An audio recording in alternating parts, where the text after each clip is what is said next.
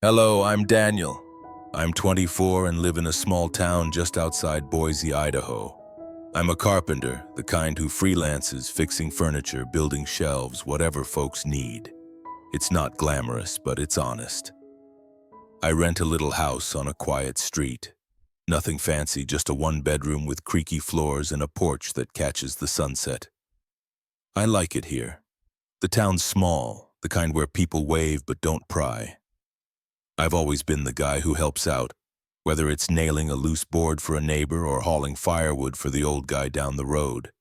It's not about the money, it's about feeling useful. I'm not big on plans or chasing some grand dream. Life's simple, and that's fine by me.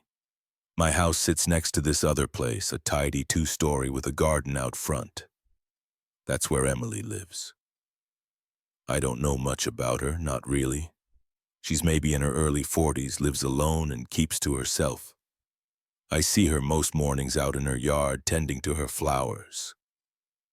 She's always in oversized sweaters, even in the summer heat, her dark hair pulled back loosely. There's something about her. Beautiful. Not in a loud way, but quiet, like she doesn't know it or doesn't care.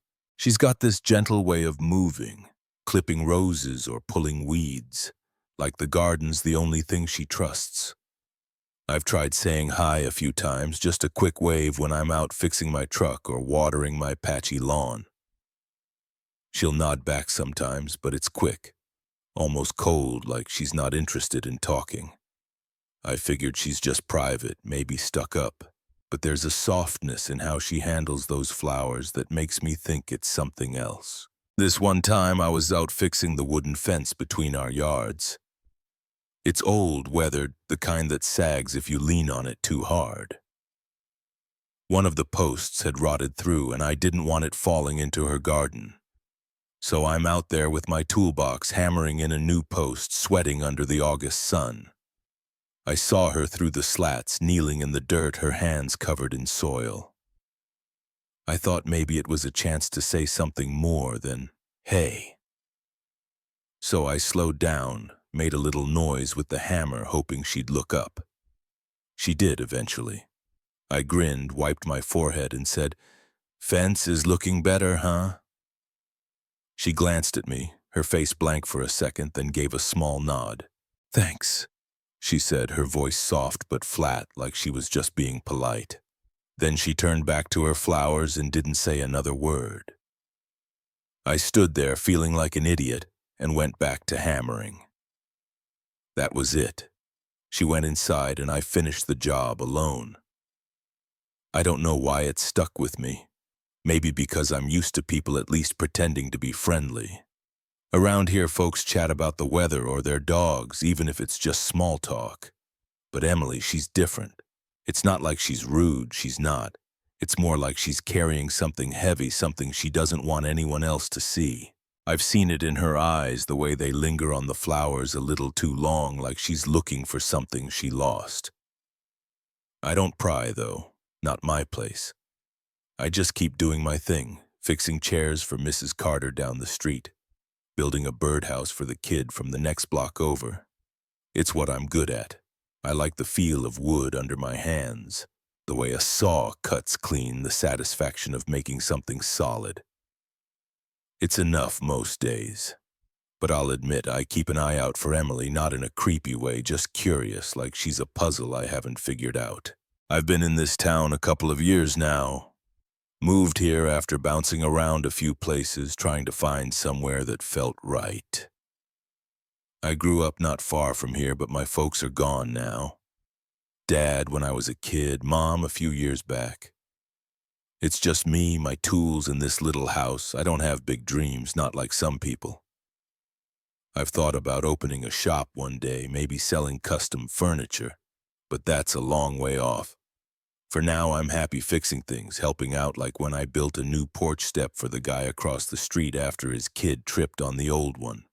Took me an afternoon and he tried to pay me, but I waved it off. That's just who I am. I like being the guy people can count on. It makes me feel like I'm part of something, even if I'm not sure what. Emily, though, she's not like the others. Most folks around here are open, at least enough to say hi or ask about my day. But she's like a locked door. I don't mean that in a bad way. It's just, there's something about her. I keep thinking about that garden of hers, all those roses and daisies she tends like they're her kids. I've seen her out there at dawn before the town wakes up. Her hands in the dirt, moving slow and careful. It's beautiful in a way I can't explain, like she's pouring herself into those flowers. I've wondered what her story is, but I'm not the type to push. I've had my own rough patches, friends who turned their backs, jobs that fell through. I get that some things you keep to yourself. This one afternoon, though, something stuck with me. I was out in my yard, sanding down a table I'd been working on for a neighbor. The sun was low, painting everything gold and orange. I looked over the fence and saw Emily in her garden, same as always. She was holding a daisy, one that looked half dead, its petals curling brown. She just stood there staring at it, her face softer than usual, but sad, like she was seeing something I couldn't. I thought about saying something, maybe a dumb joke to make her smile. I opened my mouth, but before I could get a word out, she turned and walked back to her house, the daisy still in her hand. The door clicked shut behind her and I just stood there, sanding block in my hand, feeling like I'd missed something important. I don't know what it was about that moment. Maybe it was the way she held that flower, like it meant more than it should. Maybe it was how alone she looked, even in her own yard. I've seen lonely before. Hell, I've felt it. But hers was different. It wasn't loud or obvious. It was quiet, woven into the way she moved, the way she avoided my eyes. I wanted to know more, but I didn't know how to ask. I'm not good at that stuff. I'm better with a hammer and nails than with words. That night I sat on my porch with a beer, the air cooling as the stars came out. Emily's house was dark, not even a porch light on. I could still see her garden in my head, those flowers she cared for, like they were all she had. I thought about that daisy, the way her fingers curled around it. She's like a painting, I thought, beautiful but unfinished, like there's a piece missing. I don't know why I cared so much. Maybe because I felt that way too, like I'm still figuring out what my life's supposed to be. I took a sip of my beer and looked at her dark windows. Part of me wanted to knock on her door just to see if she'd answer, but I didn't. Not yet. I went inside, set my bottle on the counter, and lay down on my couch, staring at the ceiling. The town was quiet. Just crickets and the occasional car passing by. I thought about Emily, about that nod she gave me, about the daisy in the garden. I didn't know her story, but I wanted to. Not because I was trying to be some hero, just because something about her felt real, even if she didn't want me to see it. I closed my eyes, figuring tomorrow I'd wave again, maybe say something more. Maybe she'd say something back. Or maybe not. Either way, I wasn't ready to stop trying. It was a night when the sky had been grumbling all day like it was holding a grudge. I was on my couch, half watching some old action flick, when the storm hit. Not just rain, full-on chaos. Thunder cracked so loud it shook the windows and the wind howled like it wanted to tear the world apart. I stepped out onto my porch to check my truck, make sure it was covered, when I heard it. A crash, sharp and heavy, from Emily's side of the fence. It wasn't just a branch snapping. It was big. I grabbed my flashlight and a jacket, not thinking too hard, and ran out into the rain. The storm was relentless, rain coming down in sheets, soaking me through in seconds. I vaulted the fence and saw a massive oak in Emily's yard. One of the big ones she always sat near, had split and crashed right into her roof. The corner of her house was a mess, shingles scattered, a hole gaping where the tree had punched through. Emily was out there, drenched, struggling to drag a tarp over some furniture she'd pulled from the house. She looked panicked, her hair plastered to her face, sweater clinging to her like a second skin. "Emily!" I shouted over the wind. She looked up, startled like she hadn't expected anyone to be there. "You okay? It's the roof!" she yelled back, voice shaking. "It's leaking everywhere!" I didn't ask permission. I just ran over, grabbed the other end of the tarp, and we wrestled it over a pile of books and a coffee table she'd dragged out. The rain stung my eyes and the wind kept ripping the tarp from our hands, but we got it pinned down with some bricks. "We need to get inside," I said, pointing to the house. "This isn't safe." She nodded, breathless, and we ran for her back door, dodging branches and mud. Inside, her kitchen was a mess, buckets catching drips, towels strewn across the floor. She was shivering, and so was I, but I couldn't stop moving. "Where's the damage worst?" I asked. She pointed toward the living room upstairs. "I think it's coming through the ceiling." I followed her up, the flashlight beam cutting through the dark. The storm had torn a hole above her guest room, water pouring in like a faucet. I found some spare plywood in her garage and climbed a ladder to nail it over the gap, Emily holding the light steady. It wasn't perfect, but it would hold till morning. We ended up in her garage, moving boxes to keep them dry. That's when I saw it, a canvas half covered by a tarp leaning against a wall. It was a painting, faded but beautiful, a family sitting in a garden, flowers blooming around them, sunlight filtering through trees, a man, a woman, a kid, all smiling. It hit me like a punch, the kind of happy that feels like it belongs to someone else. I didn't mean to stare, but I did. Emily caught me looking. She froze, her face tightening like I'd seen something I shouldn't have. "Sorry," I said, stepping back. "I didn't mean to." "It's fine." She cut me off, but her voice was softer, like she was trying to convince herself. She hesitated, then pulled the canvas out a little. "I painted that a long time ago." I didn't push, but I didn't look away either. "It's beautiful," I said, and I meant it. "Looks like a memory." She nodded, her eyes distant. "It was supposed to be. My husband, ex-husband, thought it was a waste of time, said art didn't pay the bills. After things fell apart, I stopped painting." Her voice cracked just a little, and I saw it then, the weight she carried, the reason she kept everyone at arm's length. I didn't know what to say, so I went with the truth. "That painting's too good to be hidden in a garage. You should paint again." She looked at me, really looked like she was seeing me for the first time. Not just the neighbor kid who fixed fences, but someone who got it. "Maybe," she said, so quiet I almost missed it. Then she turned away, busying herself with a box, but I caught the smallest shift in her face, like a door cracking open. We were both soaked, freezing, and it was late. Emily glanced at me, her hair dripping, and said, "You're going to catch a cold. Come inside. I've got tea." I followed her back to the kitchen, where she handed me a towel and put a kettle on. The house was quiet, except for the rain tapping the windows, softer now. We sat at her small table, mugs steaming between us. The tea was some herbal thing, smelled like mint and something else I couldn't place. We didn't talk much at first, just sat there drying off, listening to the storm settle. Then she spoke. "You didn't have to come over. Most people wouldn't." I shrugged. "Most people aren't your neighbor. Besides, I heard the crash, couldn't just sit there."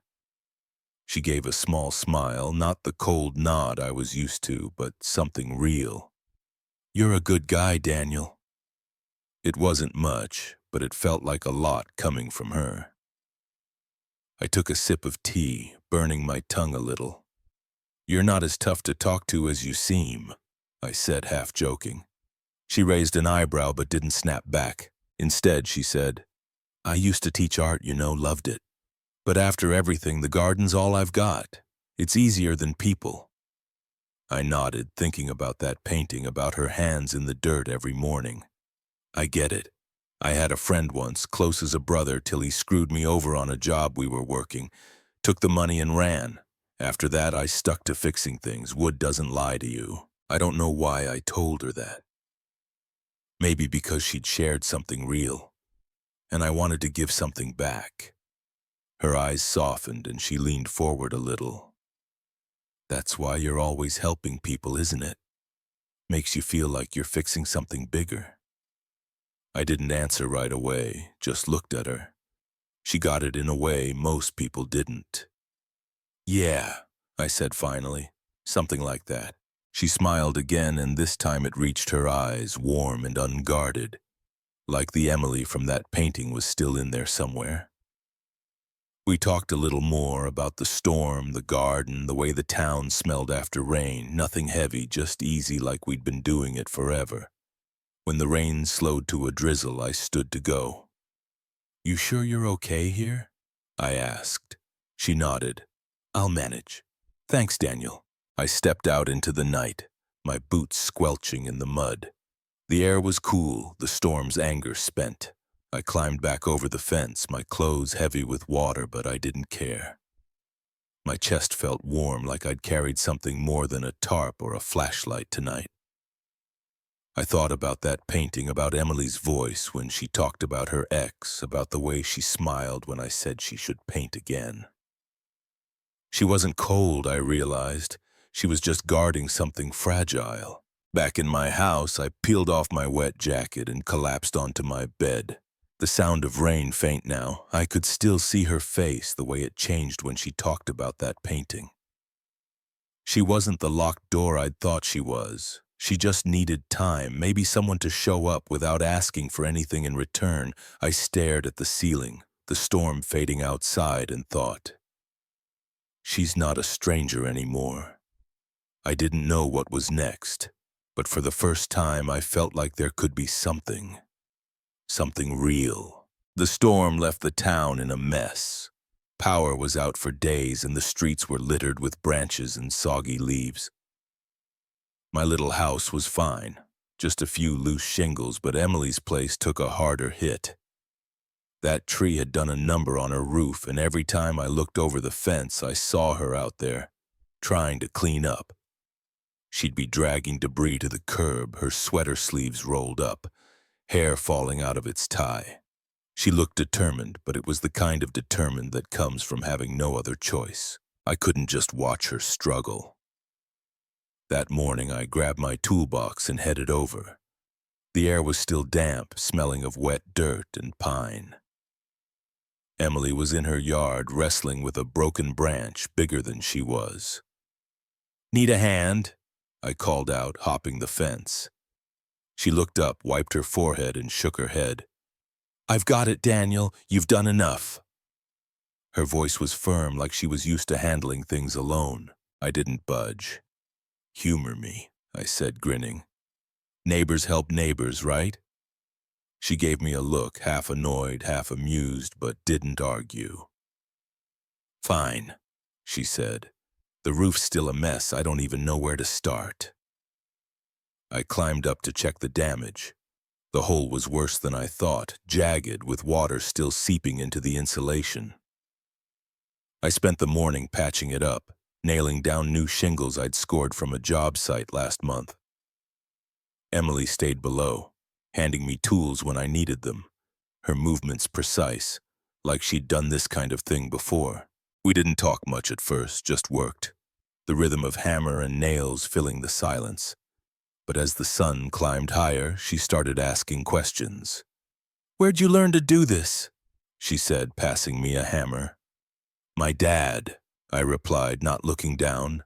He was a carpenter too, taught me everything before he passed. Said wood's honest. You treat it right, it holds up. She nodded like she got it.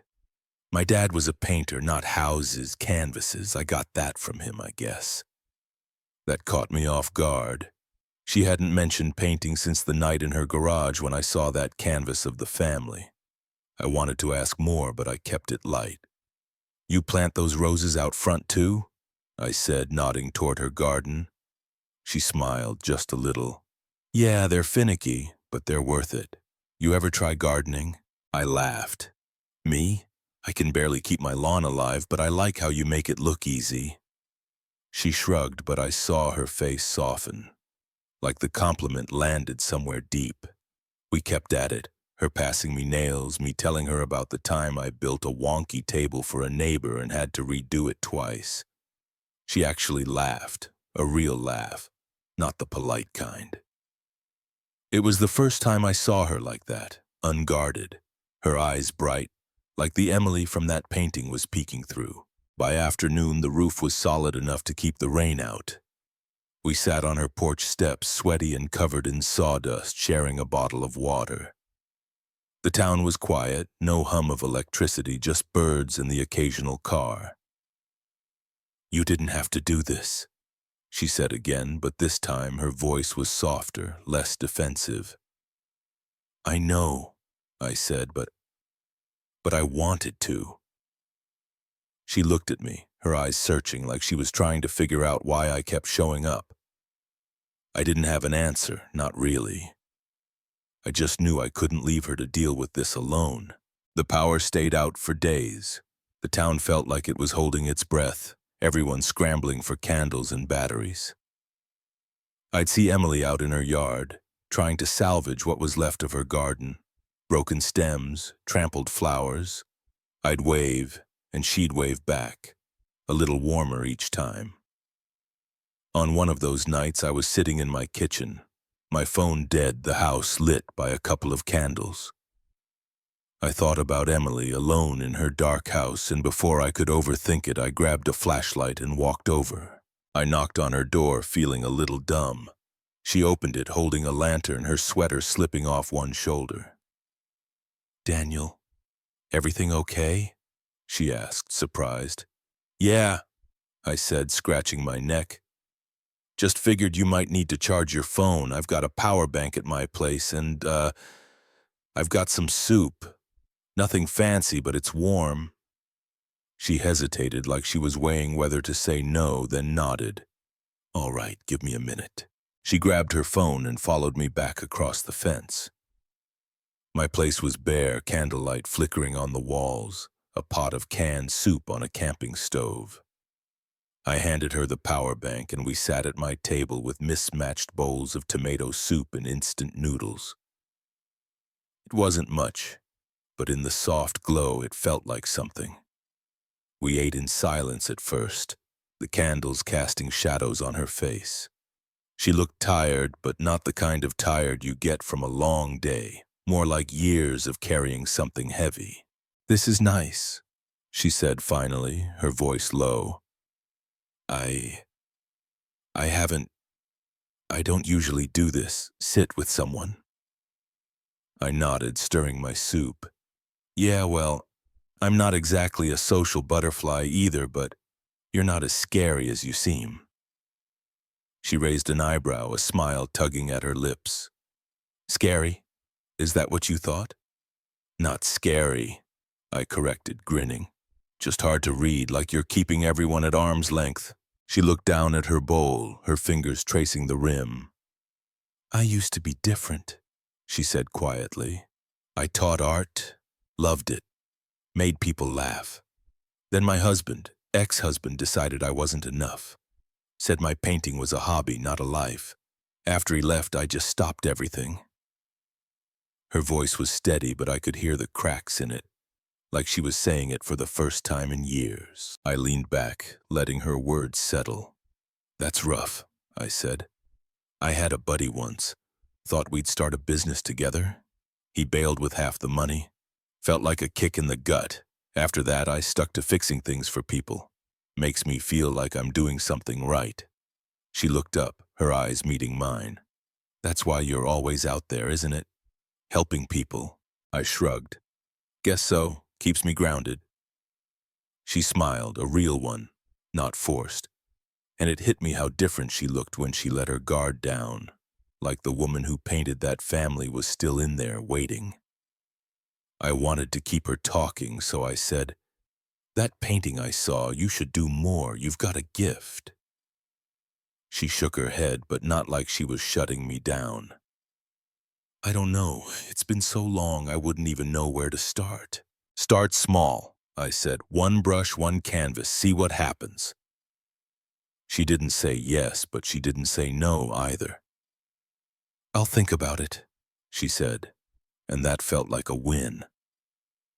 We finished our soup, and when the power flickered back on, the room felt too bright. Like it broke the spell, Emily stood, grabbing her phone. I should get back, she said, but she didn't rush. At the door, she turned. Thanks, Daniel, for tonight, for not giving up on me. I smiled, leaning against the frame. Anytime, Emily. She walked back to her house, the streetlights humming to life, and I watched her go. Her silhouette softer than before. I sat on my porch later, the town waking up with the return of power. The air smelled clean, like the storm had washed something away. I thought about Emily's smile, her story, the way she looked at me when I said she should paint again. That fence between us didn't feel so tall anymore. She wasn't just the quiet neighbor now. She was someone I wanted to know, really know. I leaned back in my chair, the stars sharp above, and felt something shift inside me, like maybe, just maybe, we were starting something real. Sometime after the power came back, Emily knocked on my door.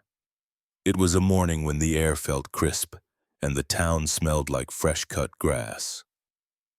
I was still in a t-shirt and jeans, sawdust on my hands from sanding a chair for a neighbor.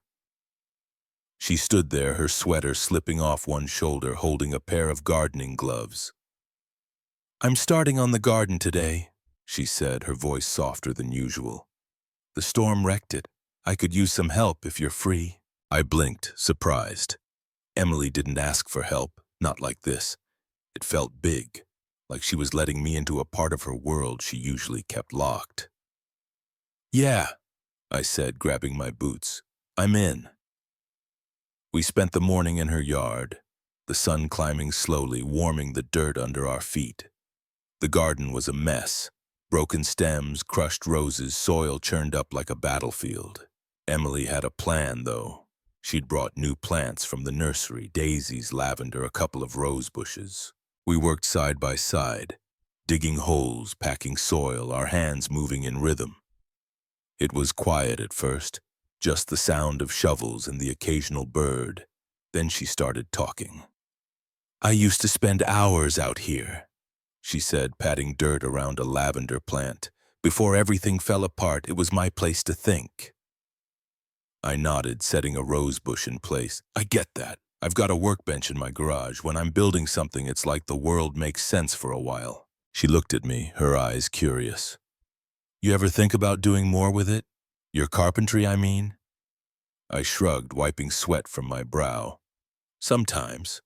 I've got this dream of opening a little shop, making custom stuff, tables, cabinets, maybe some carvings. Nothing big, just enough to call my own. She smiled. Small but real. You'd be good at that, Daniel. You've got a way of making things solid. It wasn't just the words. It was the way she said them, like she saw something in me I didn't always see myself. I wanted to keep her talking, so I asked, what about you? You ever think about painting again like you used to? She paused, her shovel still in the dirt. I don't know. I loved it once, but my ex, he said it was pointless, said I was wasting time when I could have been doing something useful. Her voice had an edge, not angry, just tired. I shook my head. He was wrong. That painting I saw, it's not just art, it's you. You should try again. She didn't answer right away, just kept digging. But I saw her lips curve like she was holding on to the idea. We kept working, the garden coming back to life bit by bit. Then it happened. I was packing soil around a daisy and Emily reached over to help, her hand brushing mine in the dirt. It wasn't much, just a fleeting touch, but we both froze. The air felt heavy, like the world had stopped for a second. I looked at her and she looked back, her eyes wide, unguarded. Neither of us moved our hands. The dirt was cool, her fingers warm, and something about it felt like more than just a moment. Emily broke the silence first. I used to think I didn't need anyone. she said, barely above a whisper. After everything I told myself I was better alone, but you make me want to try again. Her words hit me hard, not because they were loud, but because they were honest. I swallowed, my throat tight. I don't make big promises, Emily, I said, holding her gaze. But I'm here, if you want me to be. She didn't say anything, just nodded, her eyes shining like she was holding back something big. We went back to planting, but the air felt different now. Charged, like we'd crossed a line neither of us could unsee. The rest of the day we worked closer, our shoulders brushing, our laughter coming easier. When we finished, the garden looked alive again. Not perfect, but hopeful. After that, we started seeing each other more, not just in passing. Emily would wave me over for coffee on her porch, or we'd walk to the farmer's market down the street, picking out tomatoes and arguing about which ones were ripe. One morning, she showed me something, a sketch, just pencil on paper, of her garden the way it used to be. I started drawing again, she said, her voice shy, like she was afraid I'd laugh. I didn't. It was simple, but it had her in it. The way she sees the world, and it's beautiful, I said, and I meant it. You've got to keep going. She looked at me, her face softening, and I saw her eyes water just for a second. You're the first person who said that in a long time, she said. I didn't know what to say, so I just smiled, hoping she knew I meant it. One night, we were sitting in her kitchen after a long day. The air was cool, the windows open, crickets humming outside. Emily was quieter than usual, stirring her tea like it held all her thoughts. You okay? I asked, leaning back in my chair. She nodded, but her eyes stayed on her mug. The last time I painted, she said, before I stopped, it was a portrait of my family, me, my ex, our daughter. She paused, her voice catching. She was 3 when we lost her, car accident. After that, I tore it up. Couldn't stand to look at it. I felt my chest tighten, like the air had been sucked out of the room. I didn't say anything, just waited, letting her decide how much to share. She looked up, her eyes wet but steady. I thought if I stopped painting I could stop hurting, but it didn't work. I reached across the table, my hand finding hers. Her fingers were cold, trembling just a little. You don't have to tear anything up anymore, I said. You're stronger than you think, Emily. She looked at me, tears spilling over. But she didn't pull away. Instead, she stood, walked around the table, and wrapped her arms around me. It wasn't a hug for comfort, not like the kind you give when someone's crying. It was different, warm, deliberate, like she wanted to be close, not because she was breaking, but because she was choosing to let me in. I held her back, my chin resting against her hair, the smell of her lavender shampoo filling my lungs. We stayed like that for a while, the kitchen quiet, just us and the crickets outside. When she pulled back, her eyes were clear, a small smile on her lips. I don't know what this is, she said, but it feels good. I nodded, my throat too tight to say much. Yeah, I managed. It does. She walked me to the door and I stepped out into the night, the stars bright above her garden.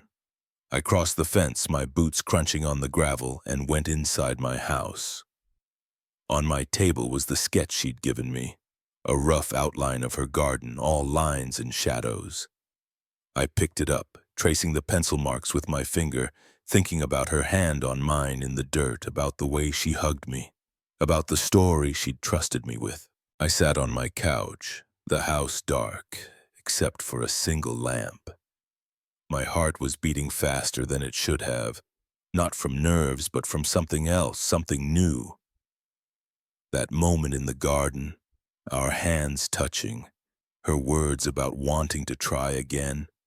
It felt like we'd stepped over some invisible line, not into something clear or named, but into something real. I looked out my window toward her house, where a single light glowed in her kitchen. Emily wasn't just my neighbor anymore. She was someone I cared about, someone I wanted to see smile again, someone I wanted to stand beside. I didn't know where this was going, but for the first time I wasn't afraid of finding out. The weeks after we rebuilt Emily's garden felt different, like the air between our houses had softened.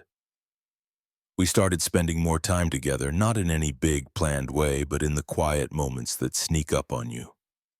Some mornings I'd find her on her porch with 2 mugs of coffee, one for me, and we'd sit there talking about nothing. How the roses were holding up or the way the town diner always burns its toast. Other times we'd walk to the end of the street, just us and the sound of gravel under our boots, pointing out which houses needed new paint or laughing about the neighbor's dog that chased its tail like it was on a mission. It wasn't much, but it felt like everything. Emily smiled more, her eyes brighter, like she was finding pieces of herself she'd buried long ago. And me, I felt steadier, like my life had a rhythm I hadn't noticed before. One afternoon, Emily asked me to come over and help hang a frame in her living room. I showed up with my toolbox, expecting a quick job. But when I walked in, I saw it, a new painting propped against the wall. It was small, just a canvas the size of a book, showing her garden in full bloom, colors soft but alive, like she'd poured herself into it. "You did this?" I asked, picking it up carefully. She nodded, her cheeks flushing a little. "It's not much, just something I tried." I held it up to the light, seeing the way she'd captured the daisies, the way the sun hit them just right. "Emily, this is incredible," I said. "You've got to do more." She looked away, but I caught the kind that says more than words ever. Abruptly, the transcript ends here. To complete the rewritten passage while maintaining the original content, changing the character names, keeping full punctuation, and removing timestamps, I'll continue from where it left off, ensuring the narrative remains intact. Could. We hung it above her couch, and when we stepped back, the room felt warmer, like it was hers again. That painting changed things. Emily started sketching more, leaving pencils and paper scattered on her kitchen table. I'd stop by and she'd show me her work, nothing finished, just rough lines of flowers or the outline of a tree. I'd tell her what I liked, not because I knew anything about art, but because I could see her in it. She'd laugh, call me biased, but I could tell it meant something.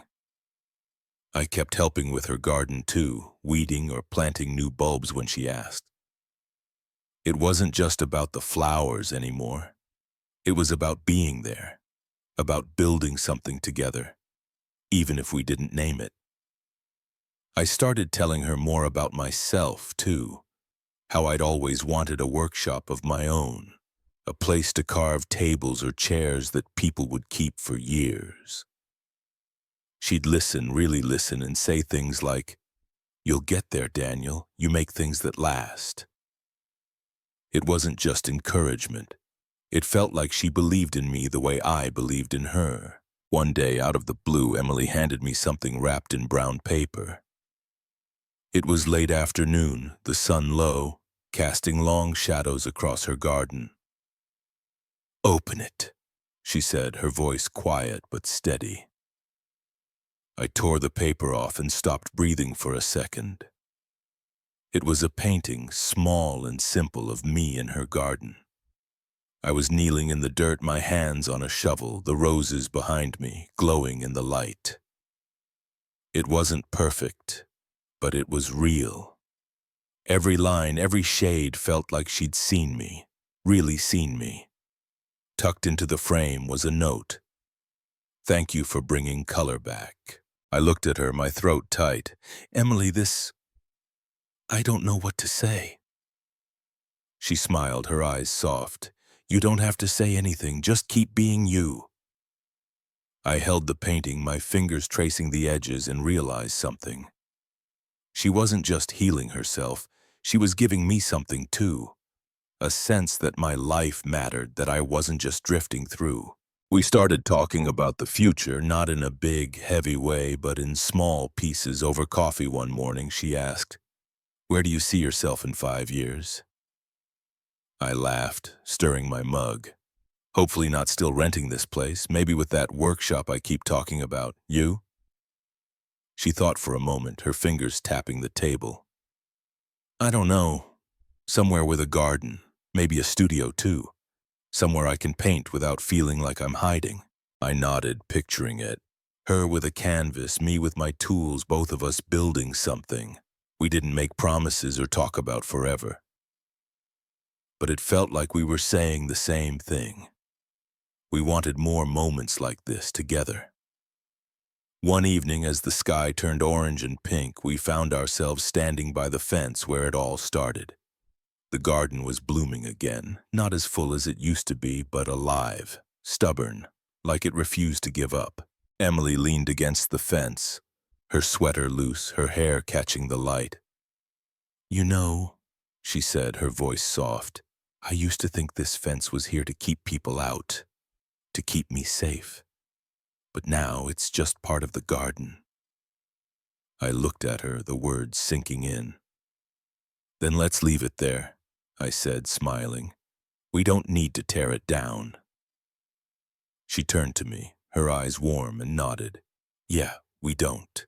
It wasn't a vow or a grand declaration, but it felt like one.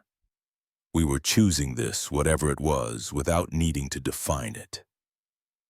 We stood there a while, watching the garden settle into dusk. The air was cool, the flowers swaying gently like they were breathing with us. I thought about her painting, the one of me, and the note that came with it. I thought about the storm, the night we met in her kitchen, the way her hand felt in mine in the dirt. We weren't a couple, not in the way people post about online.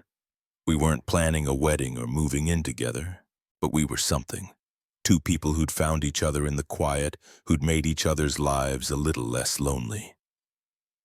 Emily reached out, her fingers brushing mine, not holding, just touching, like she was saying she was there. I brushed back, my heart steady, and we stood there, the fence between us, but not really. I went home that night, the painting still in my hands. I set it on my table next to the sketch she'd given me before and sat on my couch, the house quiet except for the hum of crickets outside. I thought about Emily's words, about the fence being part of the garden, about how she'd looked at me, like I was part of it too. My life hadn't changed much on the outside. I was still fixing furniture, still helping neighbors, still dreaming of that workshop. But inside it was different. Emily had given me something I didn't know I needed, a reason to show up, not just for others, but for myself. As I looked out my window, her house glowed softly, a single light in her kitchen. I thought about that first day when she was just the quiet neighbor who barely nodded back. Now she was more, someone who saw me, who trusted me with her pain, her art, her hope. Maybe this wasn't forever, maybe we'd never put a name to it, but right now it was enough, more than enough. I leaned back, the painting catching the lamplight, and let myself smile. Whatever came next, we'd face it together, one day at a time. In the quiet corners of a small Idaho town, Daniel and Emily's story unfolds like a gentle reminder that life's most profound connections often bloom from the simplest acts of kindness. Daniel, a young carpenter with a heart for helping, and Emily, a guarded artist nursing wounds from loss and heartbreak, started as strangers separated by a weathered fence. Yet through a raging storm and shared moments in the garden, they discovered that vulnerability isn't weakness. It's the bridge to healing. Daniel's persistent, selfless aid chipped away at Emily's walls, revealing her hidden talents and buried joys, while she, in turn, ignited his dreams and showed him the beauty in quiet resilience. This tale teaches us that age is just a number, and true bonds transcend time. It's about showing up for others without expectation, allowing empathy to mend fractured souls. In a world rushing past, it urges us to pause, extend a hand, and nurture the fragile gardens of human connection. Because sometimes the greatest growth comes from shared storms. What lessons have unexpected neighbors or acts of kindness taught you? Share your heartfelt stories in the comments below. I'd love to read them and connect. If this moved you, hit that subscribe button and turn on notifications for more inspiring tales that touch the heart. Let's build a community of hope together.